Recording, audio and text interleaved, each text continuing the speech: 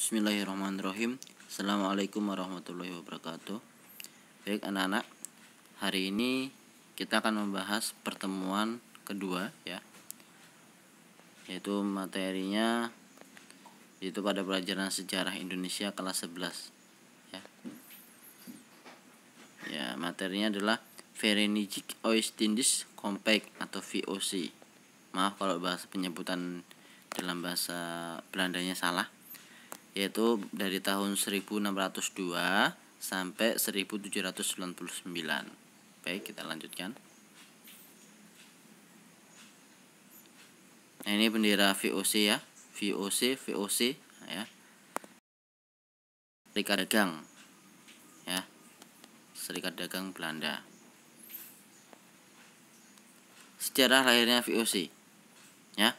Jadi VOC itu dibentuk pada 20 Maret tahun 1602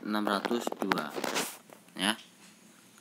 Jadi ketika sebelum dibentuk itu ada beberapa kejadian ya, yang salah satunya yang paling menjadi sorotan adalah ini. Alasan dibentuknya adalah adanya kongsi dagang Belanda yang sudah ada ya, kongsi dagang atau perkumpulan dagang gitu ya, kongsi dagang Belanda yang bersaing dan konflik antar kongsi dagang Belanda. Jadi mereka antar orang Belanda ya itu bersaing. Nah, lalu terjadi konflik antara satu kongsi dengan kongsi dagang yang lain. Nah, melihat situasi ini, banyak kalangan di Belanda yang mendesak agar dibentuk sebuah organisasi dagang yang resmi, yang mana fungsinya untuk mengelola tanah niaga, mengelola tata niaga rempah-rempah secara efektif dan efisien. Karena kita tahu kan bahwasanya orang Eropa datang ke Nusantara, ke Indonesia adalah untuk mencari rempah-rempah. Nah,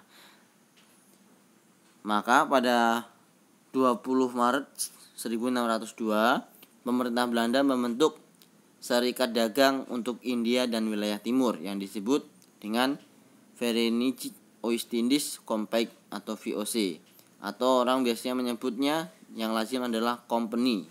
Nah ya,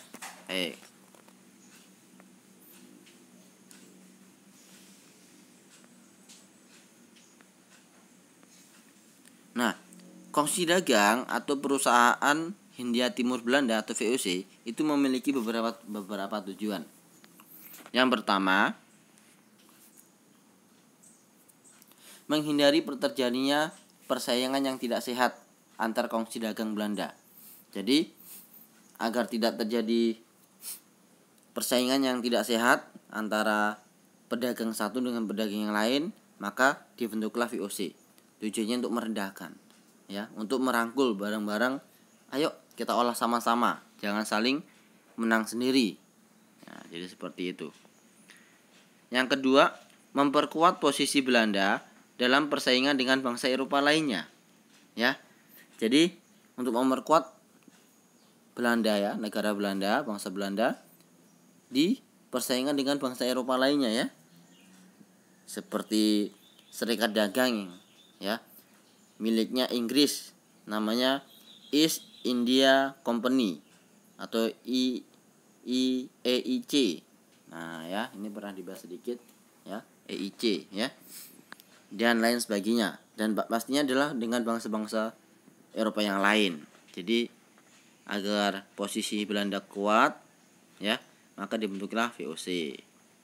Yang ketiga, memonopoli perdagangan rempah-rempah di Indonesia. Memonopoli itu adalah mempermainkan ya, mempermainkan sedemikian rupa perdagangan rempah-rempah di Indonesia. Harganya dimahalkan mungkin ya, atau mungkin ya pokoknya ya merugikan sekali, merugikan bangsa Indonesia, monopoli.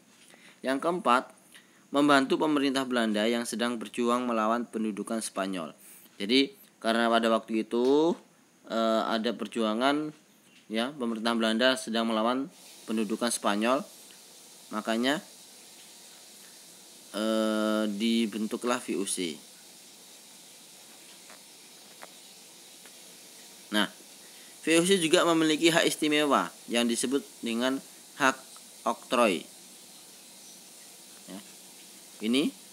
Nah, yang pertama, hak oktroi adalah hak istimewa yang diberikan pemerintah Belanda kepada VOC adalah hak memerintah negara jajahan.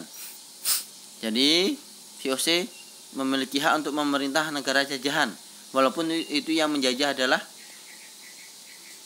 negaranya Belanda, dan VOC adalah kongsi dagang atau perkumpulan dagang, persatuan dagang, tapi boleh memerintah negara jajahan. Ini sangat luar biasa. Yang kedua, hak membuat dan mengedarkan mata uang sendiri. Jadi VOC boleh membuat bahkan mengedarkan mata uang milik VOC, bukan milik pemerintah Belanda. Ya, nanti bisa dicari. Maaf saya tidak menampilkan contoh gambar uangnya. Nanti bisa kalian cari di Google. Yang ketiga, hak mengangkat dan memberhentikan pegawai. Jadi kalau pegawainya sudah nggak layak, mereka bisa mengangkat dan bahkan memberhentikan. Hak membentuk pasukan, jadi bisa membentuk pasukan-pasukan untuk membuat mempertahankan kekuasaan mereka di Indonesia. Hak melakukan monopoli perdagangan, mempermainkan perdagangan rempah-rempah pastinya. Hak menyatakan perang atau damai, jadi dia VOC bisa membuat perang dengan negara lain atau bangsa lain atau kerajaan-kerajaan yang ada di Indonesia, atau bahkan bisa berdamai. Hak membuat perjanjian dengan penguasa setempat. Hak membuat pengadilan sendiri, jadi boleh mengadili orang tanpa sepengetahuan pemerintah Belanda. Kita lanjut. Ini kalau ada pertanyaan bisa bertanya di kolom komentar atau di Classroom atau di WhatsApp.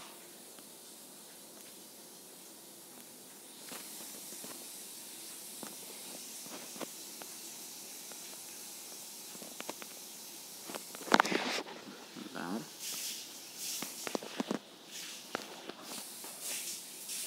Nah, ini maaf ya. Nah, selain hak oktroi, VOC juga memiliki beberapa kebijakan. Ini salah satu kebijakannya. Sebenarnya banyak, ya. Kebijakan VOC di Indonesia, monopoli perdagangan. Yang kedua, ekstirpasi. Yang ketiga, pelayaran Hongi atau Hongi Tokten, dan yang keempat, strategi divide et impera atau politik adu domba. Sebenarnya masih banyak, ini adalah salah satu saja ya. Yang terkenal ya.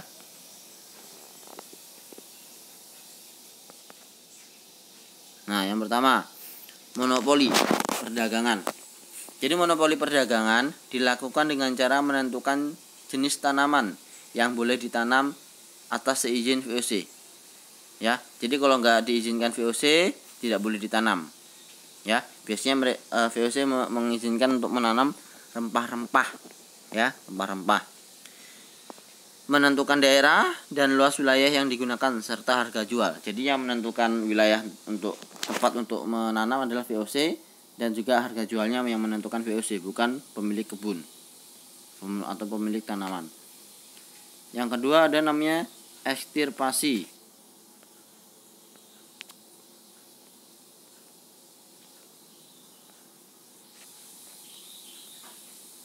Nah, ekstirpasi adalah pemusnahan tanaman perkebunan milik pribumi untuk mengendalikan harga pasar sehingga menguntungkan VOC. Jadi tanaman-tanaman rempah-rempah dari lada, cengkeh itu dimusnahkan untuk menguntungkan VOC, ya, dimusnahkan untuk mengendalikan pasar. Ya, jadi pasarnya mengendalikan adalah VOC agar mereka untung.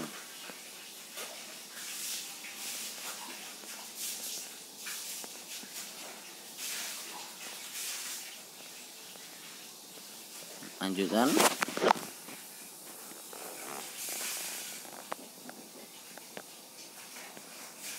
Nah, yang ketiga, pelayaran Hongi atau Hongi Tokten adalah pelayaran yang dilakukan di wilayah Maluku untuk mencegah terjadinya perdagangan gelap antara bangsa Indonesia dengan bangsa asing selain Belanda. Jadi pelayaran Hongi hanya dilakukan di wilayah Maluku, perairan Maluku. Jadi bangsa Indonesia dilarang berdagang dengan bangsa manapun selain bangsa Belanda, agar rempah-rempah itu tidak menyebar ke bangsa lain selain bangsa Belanda, seperti itu. Jadi warga bangsa Indonesia, masyarakatnya wajib menjual ke VOC atau ke Belanda. Yang keempat, strategi divide et impera. Itu adalah ikut campur tangan ya dalam urusan internal pemerintahan di kerajaan-kerajaan Nusantara. Jadi VOC ini ada di Indonesia ketika masa pemerintahan kerajaan-kerajaan di Nusantara. Contoh ya. Contohnya adalah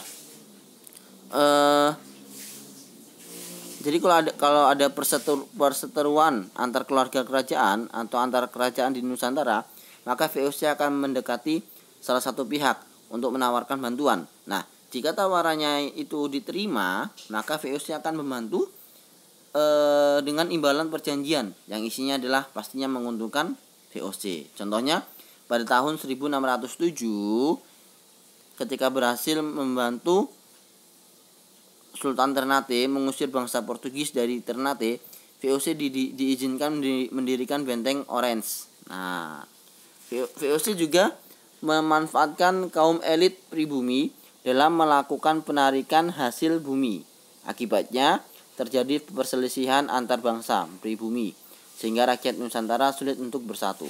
Jadi seperti itu. Jadi dia suka mencampuri urusan orang lain ya, internal. Itu sangat berbahaya. Jadi hati-hati, jangan sampai kita mengurusi urusan orang lain, apalagi masalah internal mereka. Nah, keruntuhan VOC atau kebangkrutan VOC.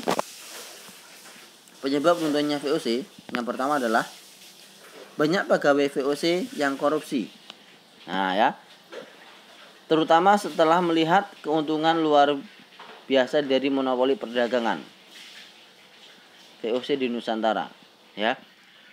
Contohnya, Gubernur Jenderal Johan van Hoor berhasil menimbun kekayaan hingga 10 juta gulden ketika kembali ke Belanda pada 1709. Padahal gajinya hanya sekitar 700 gulden per bulan. Jadi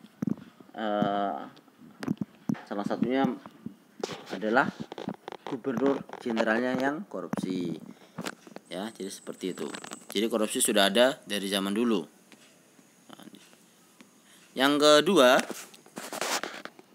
biaya kepegawaian yang semakin besar. Ya.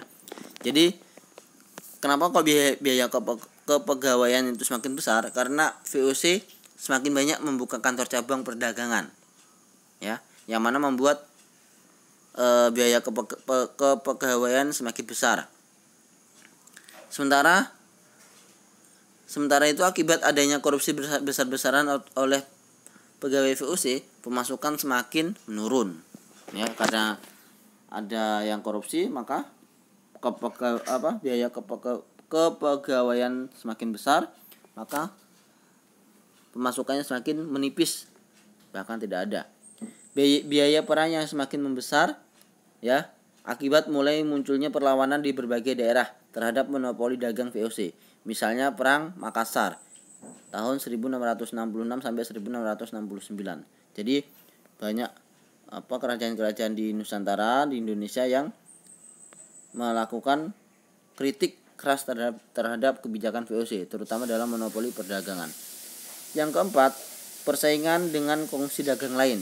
Ya, salah satunya adalah EIC, ya, East Indonesia Company yang miliknya Inggris, yang beribu kota di India.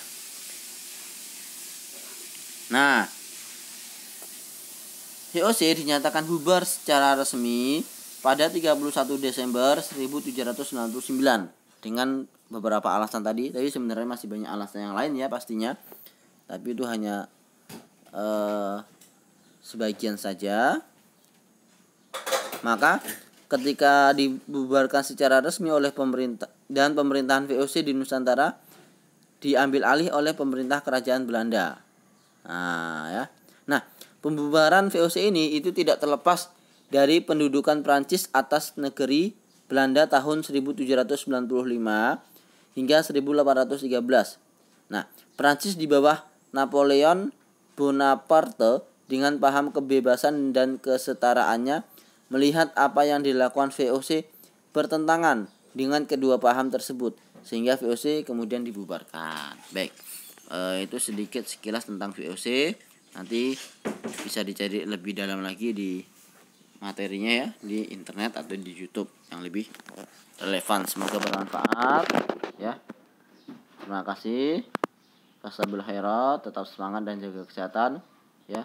Wassalamualaikum warahmatullahi wabarakatuh. Syukran jazilan.